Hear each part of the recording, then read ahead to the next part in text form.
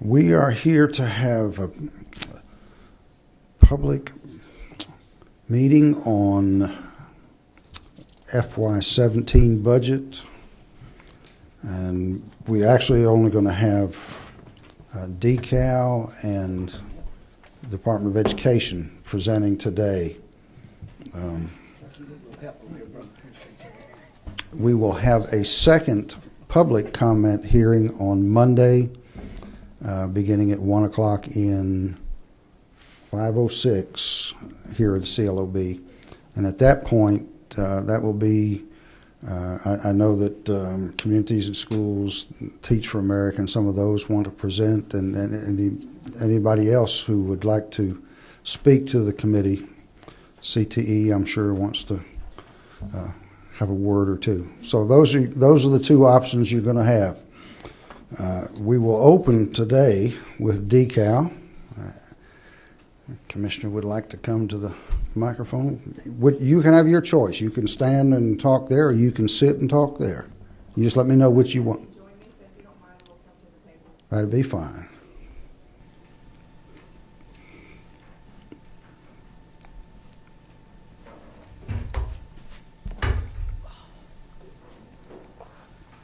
Thank you very much, Chairman Dixon and members of the committee. Department of Early Care and Learning, we start on page 1 of the tracking document that you are working from, section 22. And we have changes in 2 programs. The first change is in our Child Care Services program, which is item 22.1.1, which is an increase of $40,000 for the merit-based pay adjustment for state employees. The other changes are in our pre-K program, which is section 22.3. 22.3.1 is an addition of $7.9 million, which is the additional funding for a merit-based pay adjustment, which is the 3% pay adjustment that the governor has requested for state employees and for teachers. This would be delivered to pre-K teachers and assistant teachers as a 3% pay increase. The next 2 items, 22.3.2 and 22.3.3, are both statewide adjustments. One for a merit system assessment adjustment for about $17,000, and the second for an adjustment in Teamworks building for about $22,000. The next item is 22.3.4, which is an addition of $26.2 million to implement a new teacher compensation model and to increase assistant teacher salaries. This adjustment would allow us to better maintain and retain our pre-K lead teachers and our assistant teachers. For assistant teachers, it would allow us to increase their salary from about $13,000 to $15,000. And then for lead teachers, it will allow us to develop a new pre-K teacher compensation model for lead teachers so that our lead teachers would be paid on par to their K-12 peers. And then the last item is 22.3.5, which is an addition of $2.3 million for an increase of benefits for pre-K lead teachers and assistant teachers. Those are all of the changes in our 17 budget, and of course I'm happy to take any questions, Mr. Chairman. Is the amount of money that in the pre-K program, the $26 million, is that going to be sufficient to slow down the flow of teachers out of the program and into the K-12 environment? We believe so. This was a recommendation from the Governor's Education Reform Commission, as you know, and that is the major concern that I hear every day, or almost every day, from pre-K providers throughout the state. And when we ask our pre-K providers, they talk about it's difficult to retain these lead teachers because they're leaving for K-12. Because right now our pre-K teachers are just paid a base salary and they don't receive anything other than that. So this would bring them on par with the way we pay K-12, and we do believe that this would help to retain those teachers in the classroom. Is it implemented the same for those in the public school environment versus the private provider environment? Yes, sir. We have about 50% of our classes in private child care centers and 50% in public schools, and yes, they would receive the same type of compensation. Other questions? Representative Grant? Just for information purposes, are the pre-K, I know we're trying to retain them, or how are they are they being paid, compensated by credentials? Do they have to have the same credentials as K-12? Explain that to me a little We bit. do have different compensation models based on your credentials. So right now, you can have a 4-year degree in some type of early education degree program, or you have to be certified. Most of the teachers are certified, but they do receive different compensation depending on their credential level. Does that answer your question? Yes. Okay. Okay, we lit the board up now. Margaret? Thank you, Mr. Chairman. You probably know I'm going to ask about the wait list, but it is specific to the budget request. The amount that you're requesting, the increase, would that take care of if the wait list slots are filled, or would that then have to come back and be an additional request? No, that would be based on the 84,000 Oh, slots great. that we're funding Okay, for. Yes. great.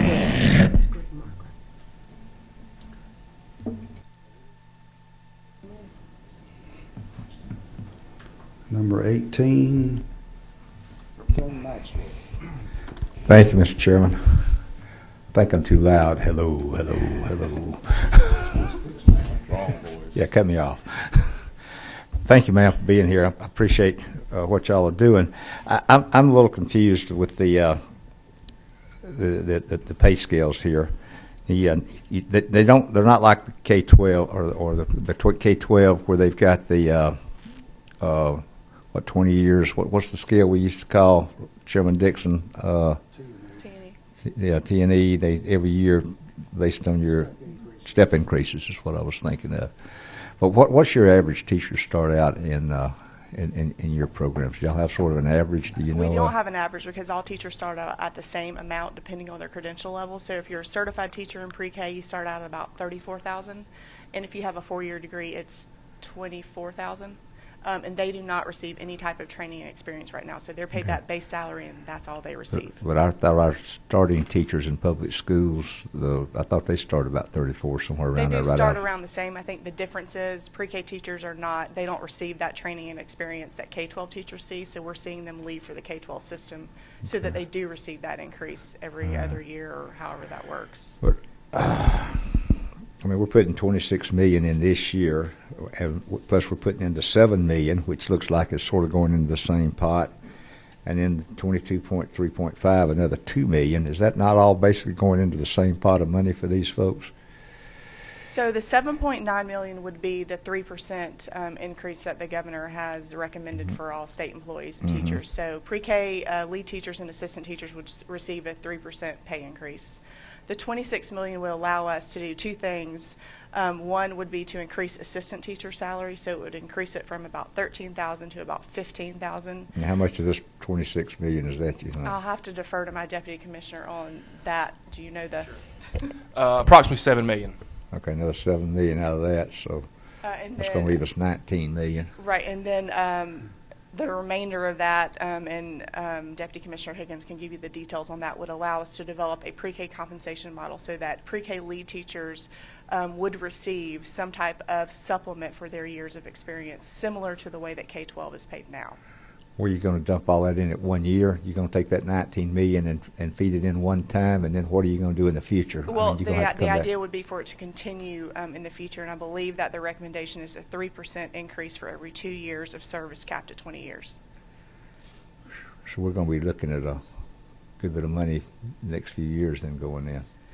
I do anticipate that it would continue to increase just like it increases for K-12, but I think that the reasoning behind the recommendation from the Reform Commission was we've got to level the playing field because pre-K is part of the education pipeline, and pre-K teachers need to be paid on par with their counterparts in K-12. You know, when we first started pre-K years ago, in the 90s, we started trying to get a statewide pre-K. And Mr. Chairman, am I going on too long? You feel free to cut me off at any time. Okay. If I'm not mistaken, thinking back years ago, it was funded through lottery originally. And it is still funded It's through all lottery. still This would coming be through an additional of lottery funds. So we're yes, taking, sir. that's what I was thinking. We taking more money out of the lottery funds for this, and I know that's running up against the bucket being full or empty, I guess I should say, with other stuff. So we're going to have to think about increasing lottery funds to keep funding this. Okay. Thank you, Mr. Chairman. You can help by going and buying a lottery ticket. Get one on the way home. I get 5 and 5 on the way home. But that is going to be an ongoing concern. The lottery funds it's not an endless bucket. So at some point we'll have to make some hard decisions. Thinking about those now is probably a wise thing. Right. Any other questions? We appreciate you. Thank you very much. Thank you.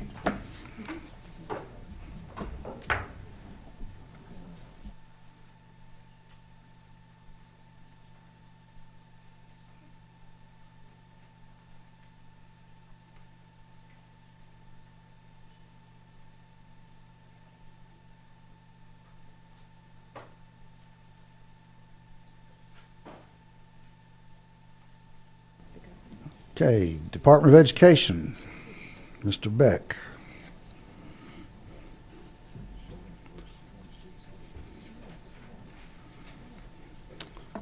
And I think if you members will turn in their tracking documents to page 2 is where he will start.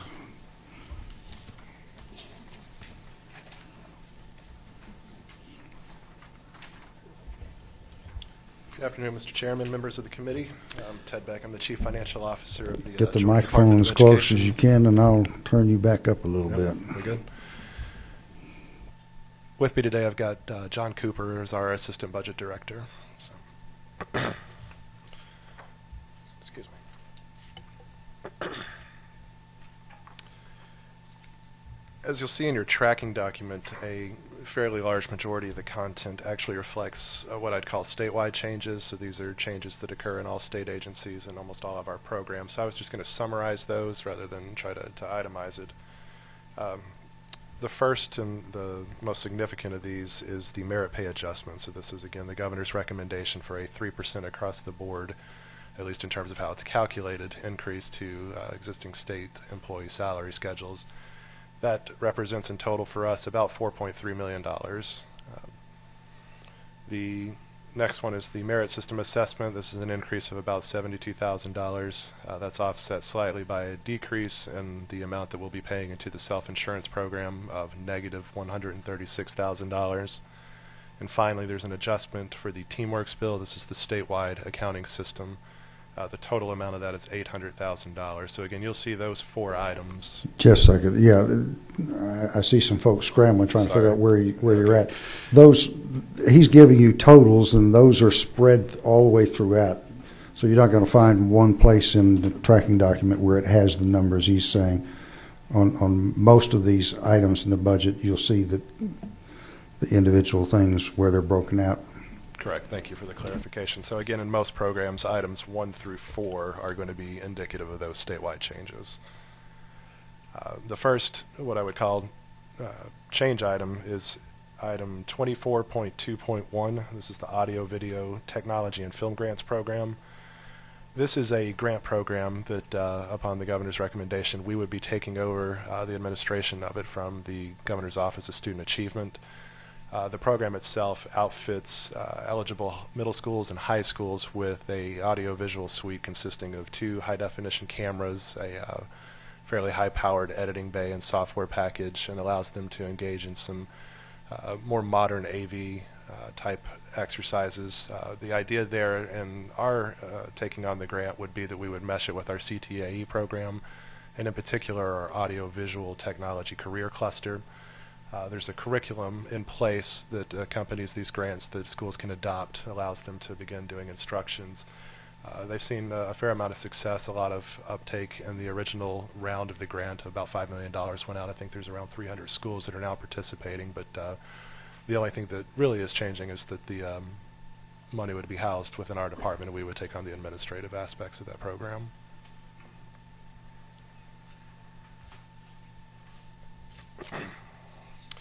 On the next page, We have one question here.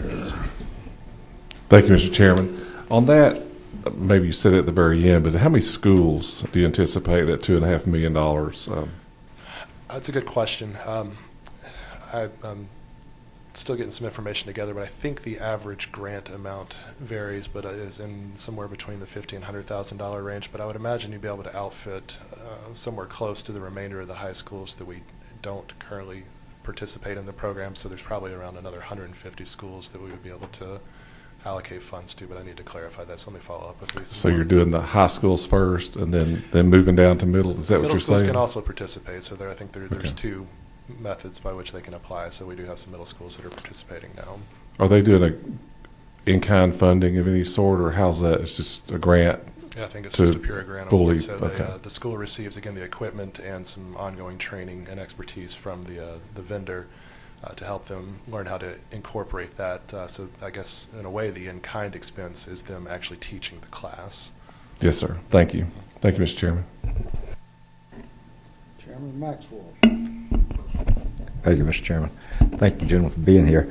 So this is, I guess, moving our regular high schools more to I'm trying to think, the virtual high school, letting them do the virtual training in the classrooms. Is this what we're going to with this audio visual? This is hands-on, so they do have the equipment.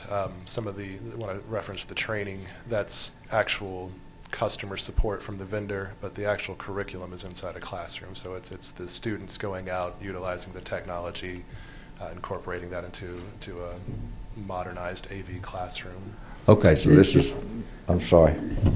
When we talked earlier, you had mentioned to us something that might help clarify that for them, that you see in that this is something that can become in large part a part of the CTE program. Correct. So the idea is we have an existing career cluster where we have some recommended curriculum and partnerships that schools can develop in that arena, but this just outfits them with some improved equipment. So this is hands-on for the kids to use, the students to train on, more than just sitting there and watching the teacher on the video screen or something. Yes, sir. Yeah. The whole point is that the students should have the cameras in their hand. That's what I was trying to figure out. Thank you, sir. Appreciate it. Thank you, Mr. Chairman. And Representative Glanton. Thank you, Mr. Chairman. You mentioned a few minutes ago that there's maybe 150 some odd schools, high schools, and then some middle schools that probably had to be filled. My question is, are you targeting the school or the districts, and then the districts are deciding who and when gets what? Sure. And that's some very rough math on my part, so I need to follow up with some more discrete numbers. But the grant itself is a competitive application. So the Office of Student Achievement has looked, I believe, to incorporate awards to those districts that have demonstrated either the highest need or the best plan in terms of how they want to implement that into their existing infrastructure. But it is a school-by-school award, and not necessarily a district. So the districts won't have discretion if they receive the grant. The district won't have the discretion to decide which high schools get in and which high schools don't, or will the high schools be named in the grant application? Yes, sir. Currently, the school is the entity making the application and receiving the award, as opposed to the district. So it is a specific high school or a specific middle school is outlining an application. Based on the request through the application process of the district, not the individual school requesting. School's making the application. The individual school is making the application Correct. for the grant. Yes, Got sir. it. That's right. what. Okay. At some point, we could bring GOSA up here and let her talk about how they've done it in the past, although it could change as DOE starts to implement it. But if you want, when he gets finished, if you want to get more information about that program, we can have Martha Ann talk about it. Thank you, Mr. Chairman. Just got a question on just my curiosity. I've been in a couple of my high schools that have video.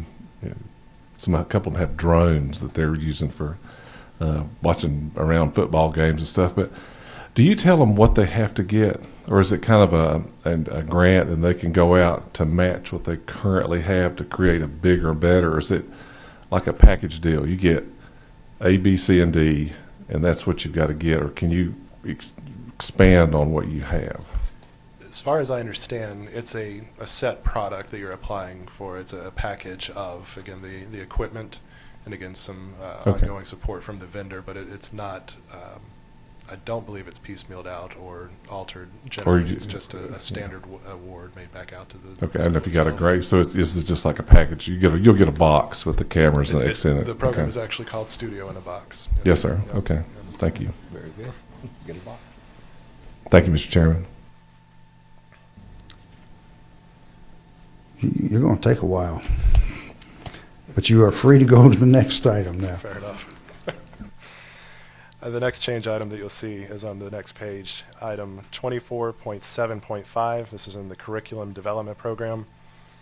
We made a request, and this is a recommendation from the governor, to increase by one position for a computer science specialist.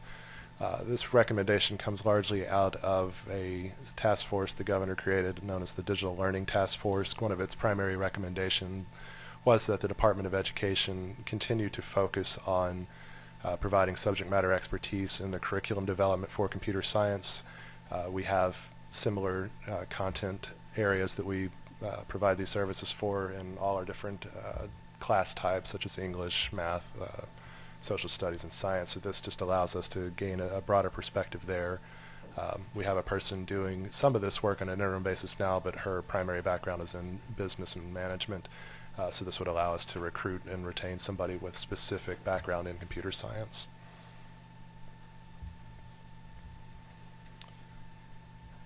Items 24.9.2 and 24.9.3 in the GNETS program. The second of those items is just a standard increase for enrollment growth. The $42,000 item above it, or $46,000, excuse me, is the additional funding needed. We recently hired a program manager to assist in some of the action plans that we have around this program. This is simply a recognition of some additional cost associated with that program.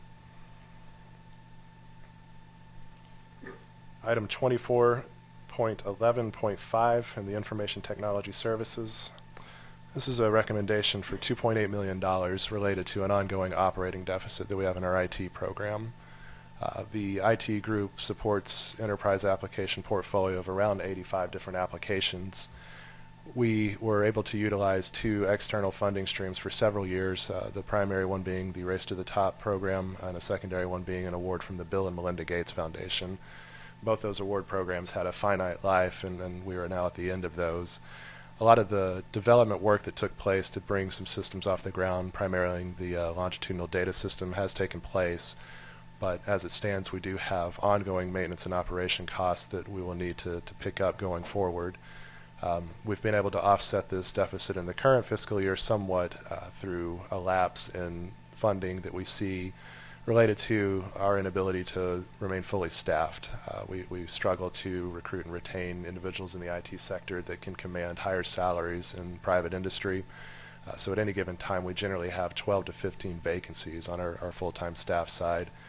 We supplement that somewhat with contract staff, and they are a substantial part of the infrastructure and backbone for the development and deployment of these applications. But for us to continue doing business as we currently do, this is the funding that we believe we would need to achieve those goals. You have a question, I think, from Chairman Coleman. Thank you so much for being here and presenting this. You heard the presentation yesterday, and the information we're going to be requesting from the schools, the template the State Department is going to develop. And we broached the subject yesterday.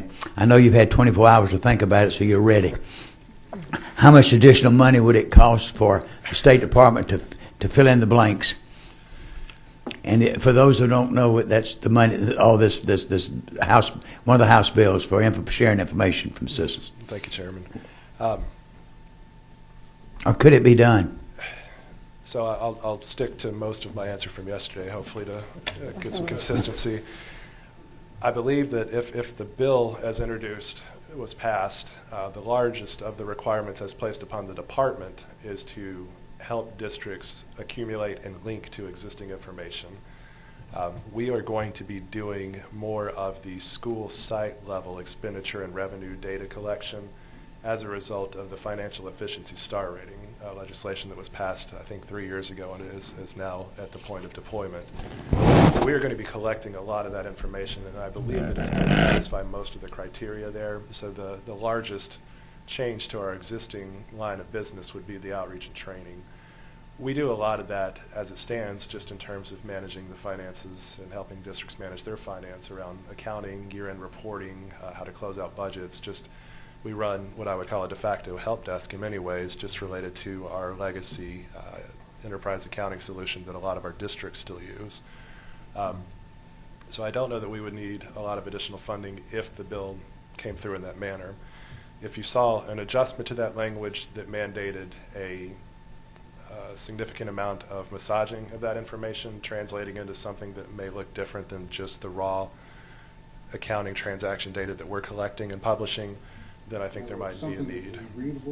Something that's used that says something we could give that John Q. Public could speak in Duluthanese and not educational jargonese. Finding Duluthanese translators has been a challenge for us in the past. But could it be done? And how much would you say? I A think million? It'd be tough to say, but I think there would be a need for additional resources there. It could be done, though. We could get it done, but I think we need some help. Pardon?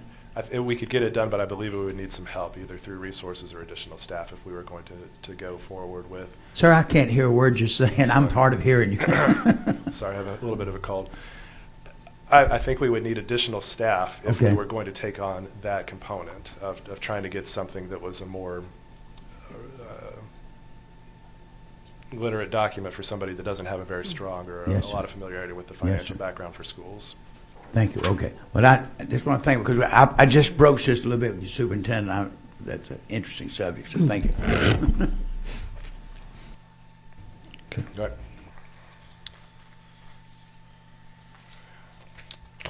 Item 24.12.2, this is in the non-quality basic education formula grants program. This is a standard change that we make based purely on enrollment. These are for students in the residential treatment facility institutions. We did see a slight increase in the enrollment there. We have about 700 of these students right now, and they're dispersed across 17 different centers. So the 1.4 million you see here is accounting for the growth that we saw from last fiscal year. Let me interject there.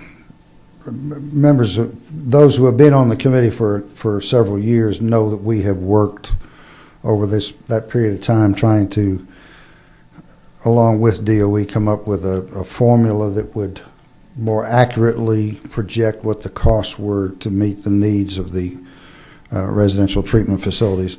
That process is continuing, and there could potentially be some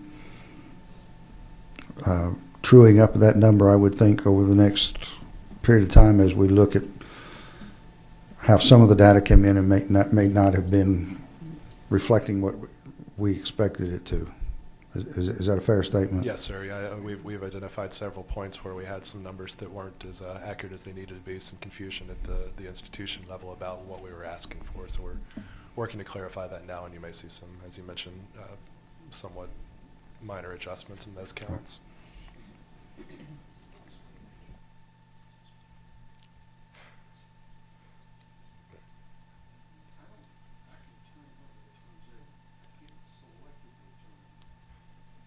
I'm going to work on my projection from here on out.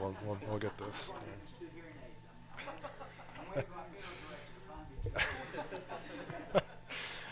I apologize, Mr. Chairman.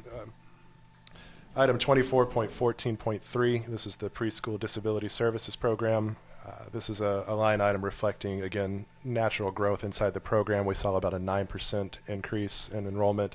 We have about 9,500 FTEs. These are 3- and 4-year-olds that are being provided services inside a traditional K-12 setting.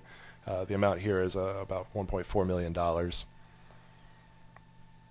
Item 24.15.1, this is the Quality Basic Education Equalization Program. A slight adjustment to the base budget here of about $500,000. That's about 0.1% of the total program.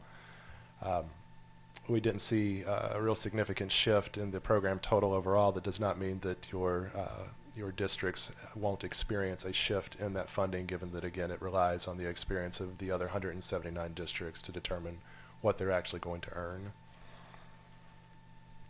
Item 24.16.1, this is the Quality Basic Education Local 5 Mill Share Program. Somewhat of a good news story for the state as the housing market and property tax digests have continued to recover. Over the last several years, we've seen an increase year over year. This year's increase was fairly substantive, about $20 billion. The net result of that to the state is that the local component required from the local districts to participate in the QBE program is increased by about $40 million. So that's a reduction to what the state funds on that side. So, How close are we getting to where that caps out? Because it doesn't go up.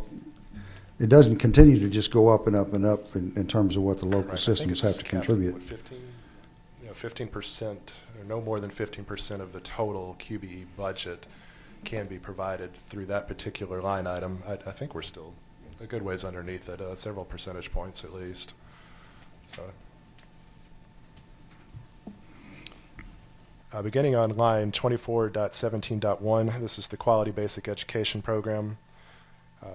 Line 1 there is the normal growth that we've predicted for the program in the upcoming academic year. This would be the addition of about 13,000 new students into the program. Growth there represents solely about 71.3 million of the increase that you see of that 124 in total. The other components of that include the T&E, Training and Experience Supplement. Saw what I'd call a fairly unusual swing upwards in that total cost this year of about $19 million, given that we've had T&E for many, many years. That liability is fairly static. The number of teachers that are receiving the supplement and the relative ages and experience levels of the teachers remains fairly constant.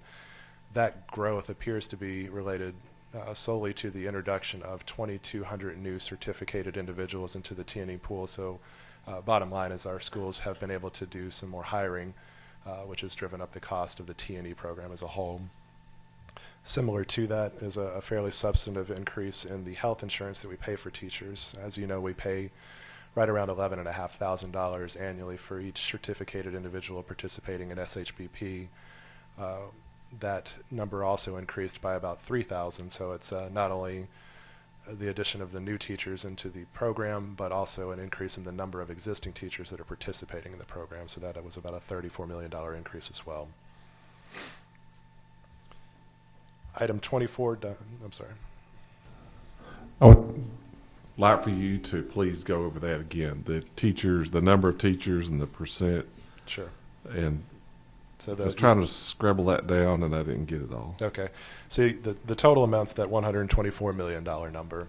Mm-hmm. Of that, 71.5 is related solely to what I'd call core QBE earnings. So that's just number of new students entering into the K-12 system. That the number is right around 13,000 this year. The next big chunk is right around $19 million for the T&E component. And then finally, the $34 million for health insurance for teachers. So you've got, inside of T&E, 2,200 new certificated individuals. So when we do our survey, there was that many new individuals that popped up in the population that qualified for at least some component of the T&E schedule. And then we had almost 3,000 more individuals that are registered as participating in a health insurance plan. That again, each of those is right around $11,500 per. Right. And then you said something about a $3,000 increase. What was that? After that, you talked about the $11,500 per teacher. Then there was an increase. An increase in the number of participants. So we had new teachers. 3,000 new. Okay. 3,000 new individuals. Yes, sir. Okay. Okay, I think next was 23. Thank you, Mr. Chairman. This issue actually was brought to me. I think it's a state health benefit question, obviously, but I wanted to ask while you're here. We had a bill years ago that would allow the public charter school teachers to opt into state health benefit plan. But once they opted in, you cut me off? Once they opted in, they had to choose to opt in, and that was it. So they could determine their actuarials. Now they've come back and are asking, what the impact would be if they were allowed to, say, if they shopped around and found a private insurer that was less expensive, but as they grew to like kindergarten to fifth, as they grew their enrollment and their number of teachers, it made more sense to be in the state health benefit plan. If the department would be, what the impact would be if they did that like upon every renewal, which would only be like 5 years. I mean, obviously we're talking state health benefit plan about it, but what, because you're talking about already 34 million increase here. Do you have any idea what impact the charter schools have on that? And you don't have to tell me right now if you don't know. I'm not sure that I would know the full impact. I mean, the obvious quick answer is that for every person that is new to the plan, the state's contribution of $11,340 for each of those individuals would be the multiplier, but it would really just depend on how many more individuals Right. would be introduced into that. And it's 11,000, how much? 340. 340, okay, thank you.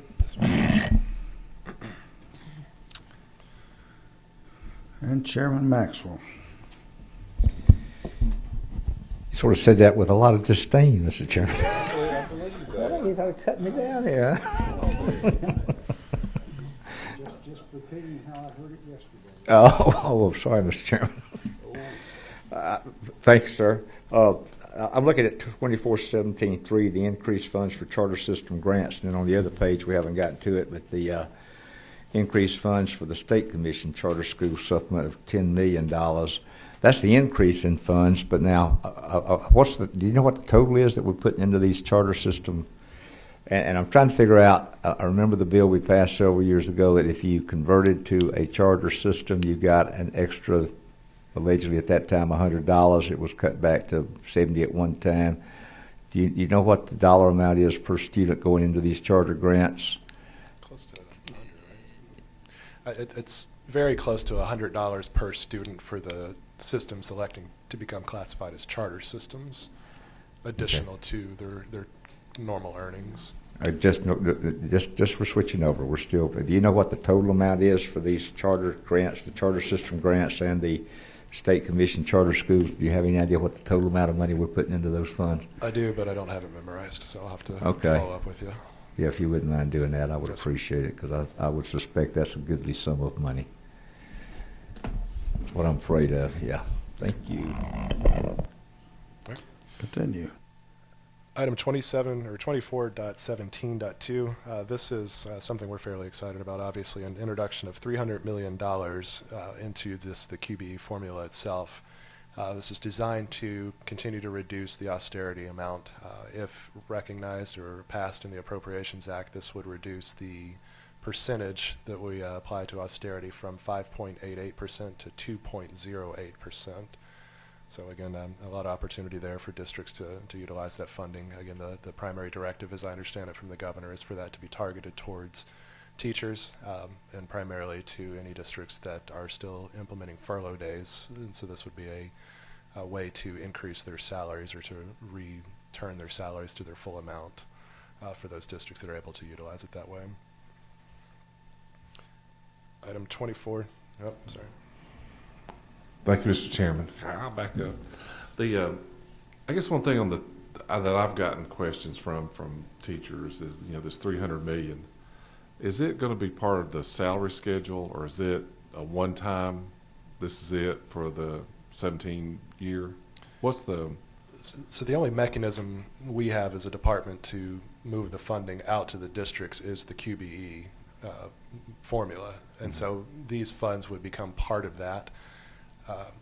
So you will, what it's really doing is allowing the state to allocate nearly all of the funding that the formula, if ran at a theoretical 100%, would generate. And so that funding just goes back out to the districts based on what they would otherwise normally earn, if that makes sense. So it's not an adjustment to the salary schedule. It's simply just a return of funds into a pool that allows the total program budget to satisfy the liability that the formula creates. Okay. There are a number of systems. Do you understand that? I didn't know that word. You did. There are a number of systems that have, during the time period that there's been no increases, that have given increases and did not give them just as a bonus. They there's very few systems, I would think, in the state that are paying just what the state salary schedule is. There are some. There are some. But the vast majority are paying some amount as a supplement over and above that, and they have the capacity to continue to calculate it so that a percentage increase stays in there and it's not treated just as a bonus. I mean, their mandate is that they're supposed to pay whatever the state salary schedule as a minimum. I'll try it one other way. I think it's the $300 million would not be passed down and said as a blanket 3% increase to teacher salaries as they exist. It would be a way for districts in particular that have been either implementing furlough days or who have been otherwise unable to make adjustments to what they pay teachers based on what they're earning, which again is driven almost entirely by just the number of students that you have in your district. So if you're a district that had furlough days, this funding ostensibly could be used to pull those off the table, which is a way of increasing the teacher salary. If you didn't have furlough days, again, you're earning more as a result of these funds, and that could again give your district the flexibility needed to do something with teacher salaries. Well, thank you. What, Mr. Chairman? Yeah, I get some frustration from school systems that I hear from that, you know, some systems are using it as for a raise, but some are not. And I hear that they're encouraged to. And I think, is there any, I guess you wish it were part of that salary schedule, because some of them are not doing it. And they're using it for whatever they need to in the school system, I guess, to reduce that austerity that we have done over the years. There's really no teeth in it to make them do it, is there? Or just they can do it as they choose, from what I understand. So previously we had expenditure controls, which had a fairly rigorous framework, and you would earn money for certain things, and it had to be spent in accordance with that particular silo of funding. The transition to the strategic waiver system and charter system classifications allows districts to lift a lot of those, and we suspended the majority of those as a result of just the downturn in the budget for the K-12 system as a whole. So it hasn't been a part of the normal operating environment for a lot of these districts for several years now, which again intended to give them the flexibility they need to make the decisions that are going to be right for their system. But it does prevent us from saying, you know, this is what you were supposed to do with the money in terms of how you generate it in the QBE formula. We do issue a survey every year to see from districts what are your plans as these austerity reduction funds have been introduced over the last 2 fiscal years. We've asked districts, what are you going to do with the money?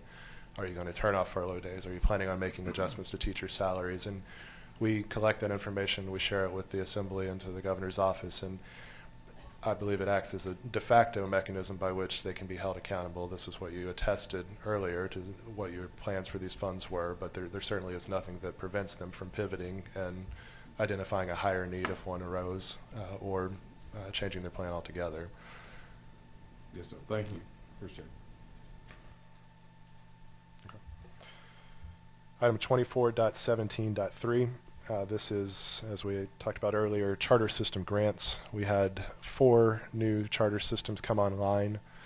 Let's see, I believe those were, I don't recall, Candler, Colquitt, Fannin, and Liberty counties. And then we had a small adjustment for existing charter systems that saw FTE growth. So this is $3 million in total for those systems, and again about $100, I think maybe $95 or $96 per student is what the formula came out with this year. Item 24.17.4, this is the increase related to the math and science teacher supplement. Saw a little bit of an increase in the number of those individuals this year, and so these are the supplements paid to them. So this is the full liability has gone up by about $300,000 there. You have several questions now. Representative Glanton. Thank you, Mr. Chairman. I'm kind of going back to 24.17, if you don't mind.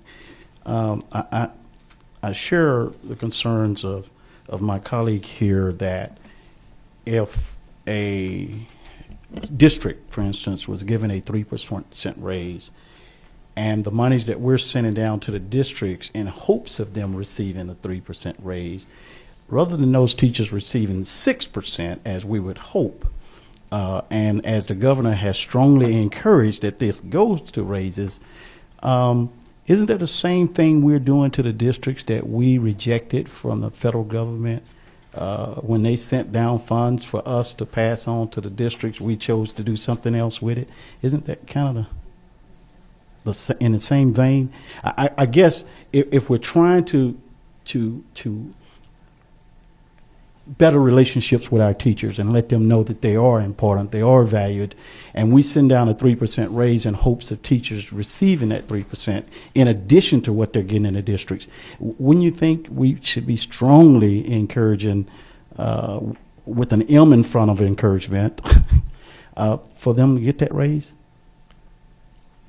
I mean, they've suffered through the whole, I apologize, but they've suffered through the whole recession, depression area. We've had cuts. They've been patient. They've stayed in the classrooms, and now we're in a situation where we can help them, and we're not going to find a way to make that happen. I don't want to give the impression that we're not going to monitor or otherwise be able to attest to how the district spent their money, but given the structure of the state's education system, in that you have the State Board of Education as the state education agency, and then your local boards of education, which are largely empowered to make decisions about how they manage the education function within their district, we don't have what I would call an ability to mandate from a department perspective how they allocate those funds. Again, unless they are subject to the existing codes that refer to our expenditure controls, there isn't really anything that the Department of Education can say in that thou shalt spend it in these ways. We can certainly apply reasonableness tests. Again, we will certainly be collecting information to describe what districts have done with their normal allocation and these additional funds that will allow decision makers and stakeholders to understand those decisions, but the local boards retain a level of independence as it stands, and are able to make a lot of those decisions without consultation from us. If I can again interject, because this is a problem that the state has faced from the time they've had a state salary schedule. When a state salary schedule has been increased in the past, the only teachers who could expect by a matter of law that they were going to get that increase were in systems where the state salary schedule was all that they were receiving, because systems had the capacity, although most did not do it, to reduce their local supplement by an amount equal to the increase from the state. So there is a limit to how the state, given our structure constitutionally, to make sure that an increase that's given on paper ends up on the paper of their check. But the governor has made it, I think, relatively plain every time I've heard him speak, including about 50 minutes ago down at the freight depot, that the expectation is that money will flow to teachers, whether it's an increase in their salary calculation or whether it's the giving back or taking away of the furlough days. In some way, shape, or form, teachers are to benefit from it. And I think the implication is, if they don't, that we'll remember that the next year when funding is done. Well, I haven't heard him say it quite that firmly, but I think that's the implication that I hear. And I appreciate that clarity, Mr. Chairman. I just find it very concerning that as members of the Governor's Education Reform Commission, we spent many hours talking about teacher retention and raising the quality and the level of the educators that we have and to properly compensate them. And now here there seems to be a little trickery in the language in regards to whether they're actually going to get that compensation. So I mean. Well, keep in mind that you've got the problem of if you did it on the salary schedule, and then you had a teacher who had furlough days given back too, the percentage of increase that they would see in their pay would be more than teachers where there aren't any furlough days to give back. So if you wanted to be fair across the board to teachers, it would have been difficult to put it on the salary schedule anyway. But even on the salary schedule, the potential was there. All right, Mr. Chairman, I won't beat dead horse. I just want to see the teachers get their money. You can beat on me later. Okay. There are a couple other questions here, and I have no idea what order they were. Do you know? Chairman Coleman. If I may, Mr. Chairman, make a comment. In 1994, we dropped a piece of legislation that said if the state passes a raise zone, you must give it to the teachers. Well, the courts ruled that is true. The state must, if it's a state raise, it must go if it's on the salary schedule. But they then ruled we have no jurisdiction over, like Rep. Chairman said, over local money. So all the systems did, they simply cut their local summit, say we're giving you the full state raise, you got it. But we don't have enough local money, so we're cutting your supplement. So that it's just a game they play. So he's right. So to say we can't do that. But my question, I almost forgot my question. Oh, are we ready to go from that item? You want I'll go to another item now? You need some time to think about God, it. yeah. No, mine was so important. Well, you went back to 1994. That's probably through In 1994, that's over. I'm gonna go back here, but I want to come back to me when I find my question. Okay, when you get number 22. Thank you, Mr. Chairman. You answered it so well earlier, but Mr. Glanton, we also remember that our boards of education are elected and our teachers vote. So I think that they would certainly voice their opinion if they didn't get a raise. Yeah. I know each of us hope that they remember it was the Board of Education. They didn't do it. Yeah. That's right. 18. Chairman Maxwell, did I say that happily enough? Happily, thank you, sir. 1994, I was on the school board, and we probably the one sued you back then. Because you guys don't realize that every time you pass a salary increase here, down to the locals, 3%, 4%, or 6%, you never put any money in there for Social Security and benefits. And that increases, that's an unfunded mandate that every time we do that, that's sent down to the local school boards. And that money has to come from somewhere. And if property taxes are tight, and if we're getting all of our millage rate, we've still got to pay Social Security, retirement benefits, and everything else for these increased salaries. So sometimes all the money didn't get appropriated along because we had to pay the money for the benefits. And go ahead. That's the next thing that's the next thing you've got to get non-search. We pay, I talked to my superintendent yesterday because I'm getting some letters from non-search saying, that's great, everybody's getting something but us. But he says, no, we're going to try to put something in here because we got non-certified people that have to get raises. And but like I said, I was fighting that battle back on the school board then. I may have to go back to the school board and fight you again. I don't know. But It's a bigger game is what we're saying. It's bigger than it looks like just a salary. Yeah, a salary increase sounds great, but when you add in all the benefits and everything else you got to pay, you got custodians, bus drivers, secretaries, and everybody else. They're expecting some money out of this too, but we all throw it into the QBE. Now, there's $300 million. I do have a question after my statement. I was wondering if there was a question. I know. There's a question in here somewhere. Isn't it true, sir? Is this $300 million, sir, is that based on FTE counts in the schools, or how is that going to be divvied out? Yes, sir. That would be the manner in which the funding is directed to the Okay, systems. that's what I was saying. That was my question. Thank you, sir. I appreciate the time for the dialogue. We finished cataloging all of the ills of salary calculations. We've solved it.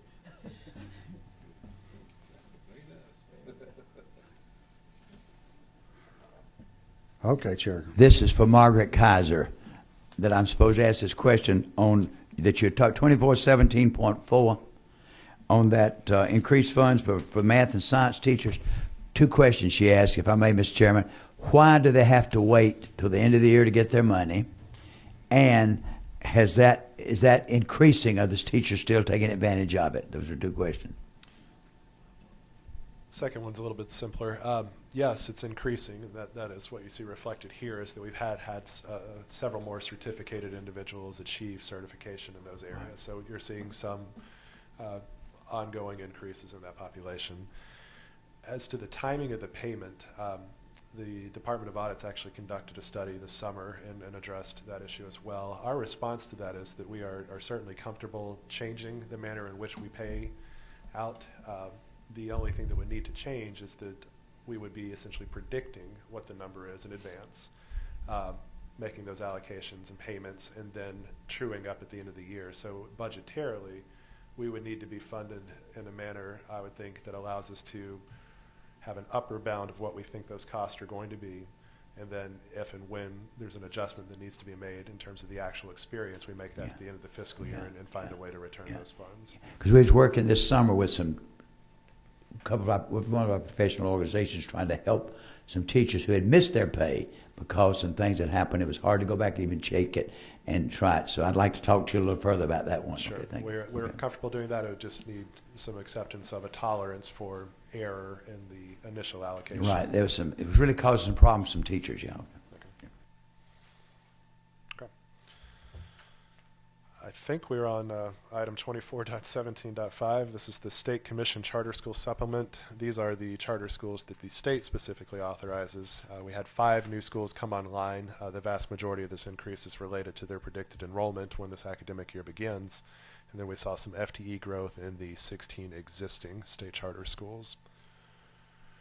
Item 24.17.6. This is the Special Needs Scholarship. This is an increase of $2.6 million.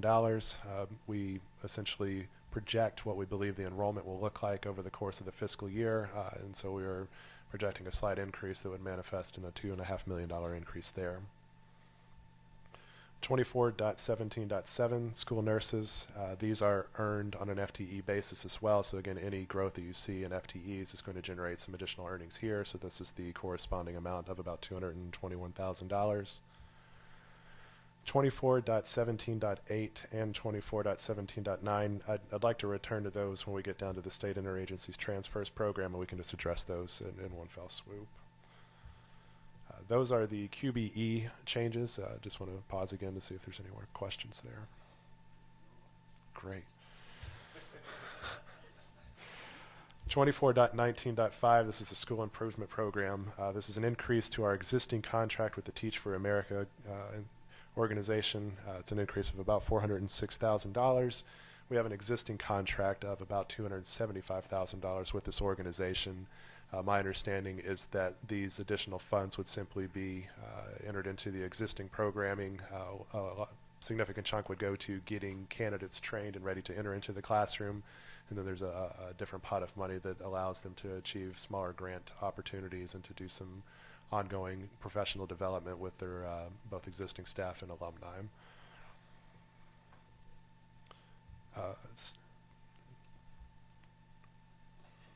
Said too close to me, Mr. Chairman. You going to separate us next time, Mr. Chairman? Let's go back to the 2418 RISA. I guess just on my just knowledge, just learning about this sometimes, there's no increase there. And are not some of those employees, TRS employees, I mean, their benefits, and why are those employees not benefiting from, like we're seeing in all the other sections in like the .1, .2, .3, and .4s? They're not our employees, right? So these are grant funds. When they work for ERISA, they're not a state Department of Education employee. So we don't fund them in a manner like we would just a traditional state employee, and so we don't see any statewide adjustments, merit pay package included, related specifically to them. So these are largely formula-driven grant allocations that go out to these individual organizations. So I just assume that the secretaries and just the people who are not I know there's a lot of retired educators, et cetera, in some of these, but I didn't know they're not state. They don't work for my department. So or local system. They may be. I'll be honest, I'm not quite sure how they're classified. We're talking about the RESA secretaries? Yes, sir. RESA funding is entirely different than, I mean, it's not done by QBE's formulas. It is a grant formula that goes to the RESA, and it's calculated based on the population and part of the counties that are a part of it. And they have a lot of options within that formula then on how they spend that money. And so you won't see an individual amount for a secretary in that formula. Okay. And don't they charge the local school systems? There's a fee for them to be a member of the Local school systems make a contribution based on their enrollment. Okay. Thank you, Mr. Chairman.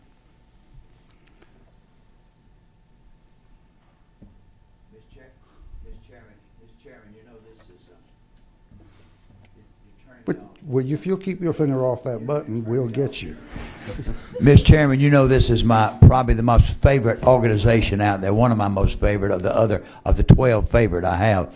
But this is, you did a great job, I want to say, explaining how it's funded. That's just wonderful. But we need to really think about, this is probably the most underused in some areas and the most overused in others, and they're vital in some of these small systems.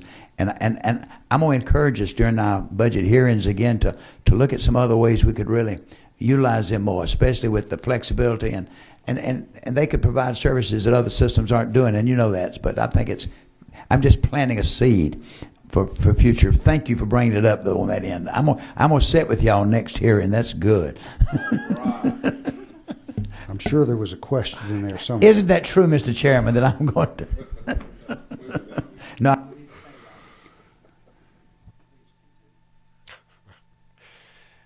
Item 24.21, lines 1, 2, and 3.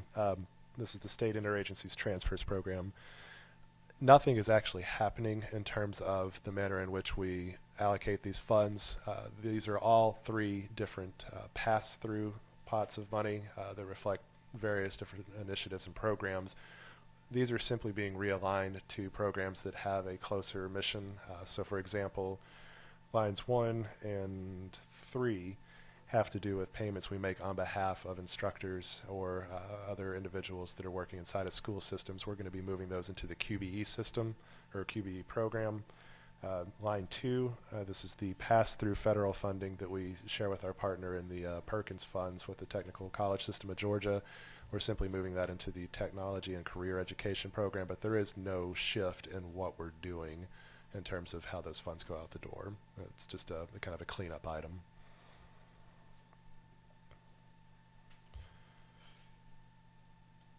State schools, line 24.22.4. This is, again, funds generated through enrollment increases inside the state schools. The same thing with 24.22.5. We do have a few individuals that achieved certification in either math or science and are now eligible for those supplemental payments.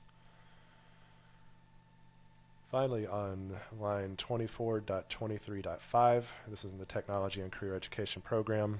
These are additional funds that are related to our Microsoft and Certiport programs. We pay on a per school basis depending on how many institutions are participating in the Microsoft certification programs. We've simply had more schools come online since the last time we made an adjustment to this program, so these are the funds that we would need to be made whole there. And with that, I'll be happy to entertain any additional questions. I wouldn't be too happy if I were you. Representative Jaspers. Just I'm not learning. How does Move On When Ready funds show up in this? Is that in the QB? I'm just Yes, curious. sir. How does that show up?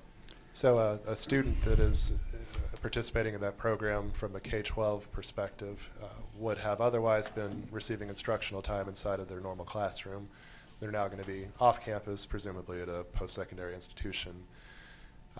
The school does not lose any QBE funding related to that student. So for those segments that the school counts that says this student was off campus doing X for these 2-3 hours of the day, they still receive the core QBE funding earnings related to that. So there's otherwise they would lose when the student wasn't present to receive instruction for the K-12 setting, but they're being held harmless in effect. So that's how it's manifested in our budget. There is a direct payment made inside of the Georgia Student Finance Commission's budget for participating institutions that represents payment made on behalf of that student. And then technically for any student that's attending a TCSG or a USG school, in kind of a roundabout way, those students could show up in their formula earnings in a retroactive manner, so the next count. But in terms of our budget, you won't see a change related to participation and move on when ready, if that makes sense. If I may continue, Mr. Chairman. Okay, so in one of the school systems there was some frustration, I feel, from the schools in that a significant number of children, students, want to go to move on and ready at technical school. And if they're held harmless, why would there be the fear, or what I heard from parents and different ones, that they would lose, I guess, the earn a teacher or et cetera, because if their FTE dollars and are all there, it doesn't seem like that loss would be an issue. You won't see a change to the K-12 funding that they would earn for that student. So if the student is still a member of that school, despite not being on campus the entirety of the day for those segments when we actually count to see where the students are and what services they're receiving, we would fund them just like they were sitting in the classroom. So they're whatever hesitation they're experiencing there, I wouldn't think would be related to the funding aspects. Okay. So if they went to... There were times in the past where that was not true. Mr. Chairman, this is in the current budget year right now, but this is hurting. But it's not hurting. Yeah, financially. that's what I'm just kind of making sure in my mind. We can help you understand that later. Okay. Chairman Maxwell? Yeah, we went through that several years back when they were talking about double dipping, and I asked them not to use that word in my office. Back to the grants. Okay, I'm sorry. I'm still thinking about the audiovisual technology grants. I've got this nightmare going back from years ago about grant programs, that we would get a grant and we'd start a program, and then 2 or 3 years later the grant would go away, and we've got a program instituted in the school system, and then we got to find funds to pay for it. This grant, how long have we been doing this? Do y'all have any idea through I believe we're wrapping up our second year. So it's just 2 years then.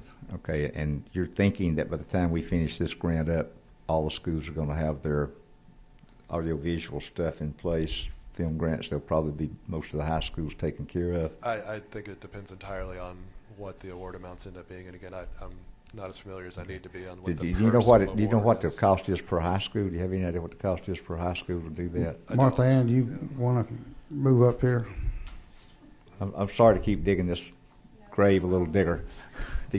This is basically a grant that was driven out of a contract that One Georgia Authority has with a vendor, and our agency has administered the awarding of the grants and monitoring of the reporting, following up on that as a service to One Georgia Authority. This is the end of the second year. 300 schools have been awarded. It's a mix of middle schools and high schools. The application process does, as Ted has already said, come from the school level, right. Because the school needs to provide some indication that they either already have an existing audiovisual technology course or series of courses in place, or that they're planning to develop and implement that, and some of them have used this as a way to get some startup equipment.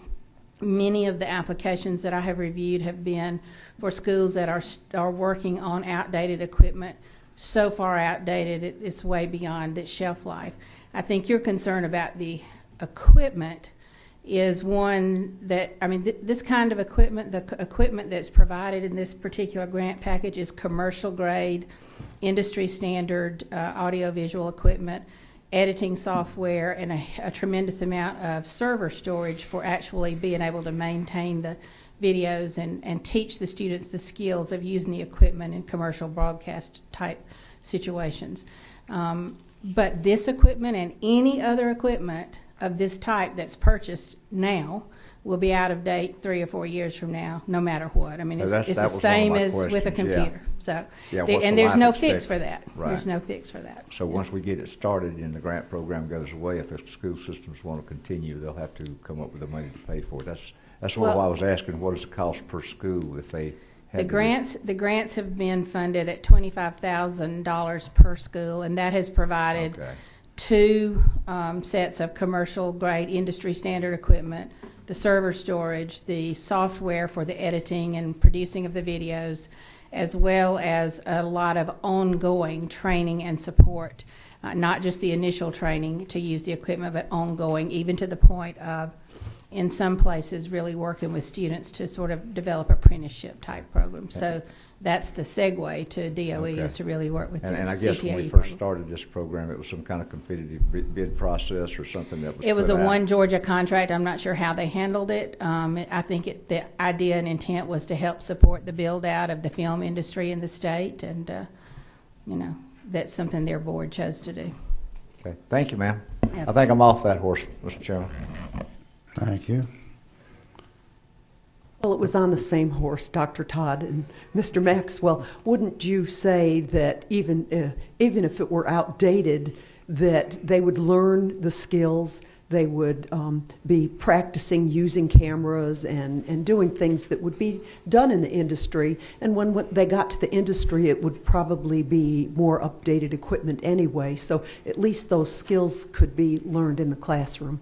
Even if they were outdated. Absolutely, and many of the schools that have applied for the grants have either had no equipment really at all other than a flip phone to try to teach these courses with, or flip camera, you know what I'm talking about, or have had very old, outdated equipment that's been in place since their audiovisual program was started and the district hadn't had the funds to replace. Thank you so much. For those grants?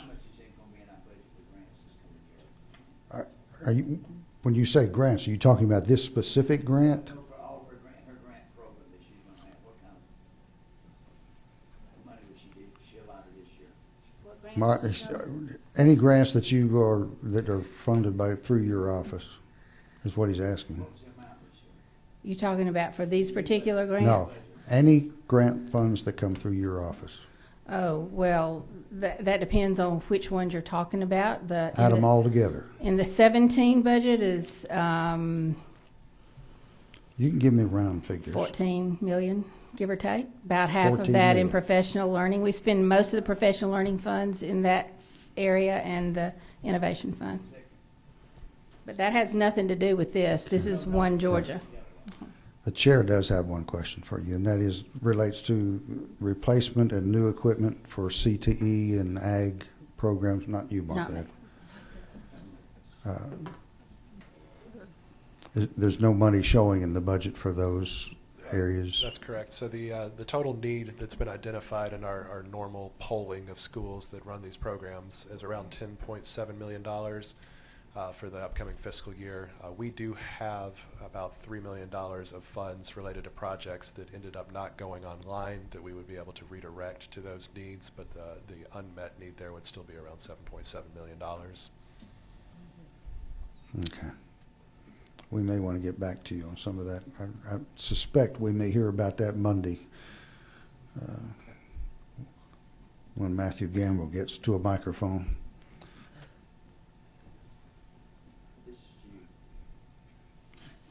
Why don't you see me after the meeting? Mr. Chair, I just think it's important for this whole committee to know that incentivizing teachers through smaller grants is the way to do it.